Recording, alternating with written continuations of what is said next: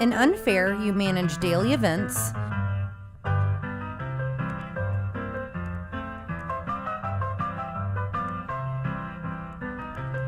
build park attractions and upgrades,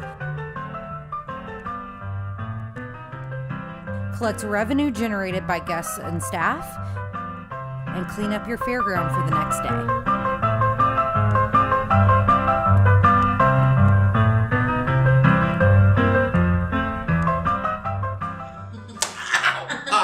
Sean. And I'm Diana. And we are TLDR Game Series Quick Looks. Today, we're going to be taking a look at Unfair by David Finch. Unfair is a competitive tableau-building game where your goal is to build the highest-scoring theme park at the end of 8 rounds. You can do this in 3 ways. You can build attractions with upgrades, complete blueprints, or by collecting hard-earned cash.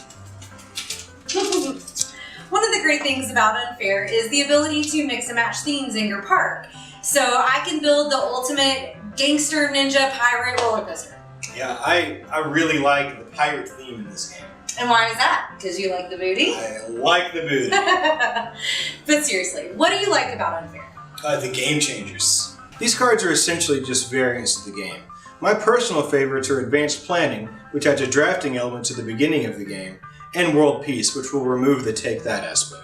There are others as well that will satisfy different group dynamics. And that's part of the reason I like how this game evolves every time you play it.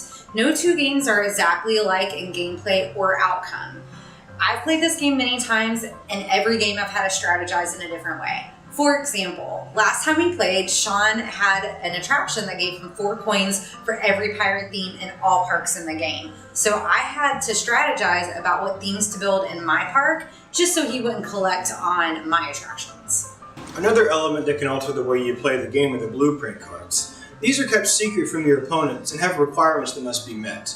They can reward you with a huge amount of points at the end of the game if you meet them, but if you don't, they're going to take points away. This adds a need for some strategic planning. Now, this has nothing to do with the mechanics of the game itself, but I have to say that I love the insert for this game. Specifically the fact that it fits sleeved cards and keeps everything so well organized. Organized? You can't even put the utensils back in the right spot. I have to follow you around like your own personal Roomba, picking up after you everywhere you go. I put a fork back in the wrong spot 1 time. It wasn't even a fork. Fork me. You're probably right. I don't know. So I know that you dislike my organizational skills. Or lack thereof. But what do you dislike about the game?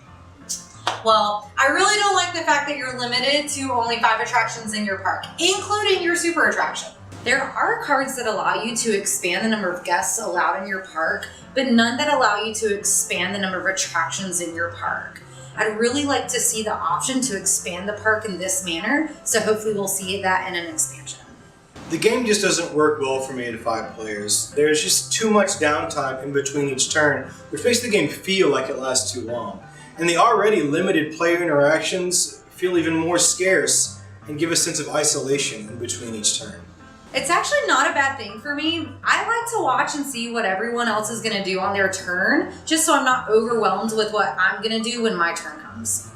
So overall, I think Unfair is an enjoyable game with a great deal of replayability. Yeah, me too. So let's just go ahead and rate. Alright. Here at TLDR Game Series, we don't use a traditional point or star system. Instead, we ask 3 essential questions.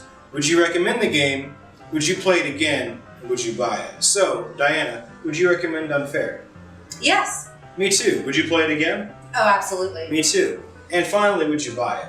I wouldn't. And I would. Alright. Well, thanks for joining us here at TLDR Game Series Quick Looks. We hope you enjoyed our video, and be sure to check out our how-tos and our podcasts. See you next time. Bye.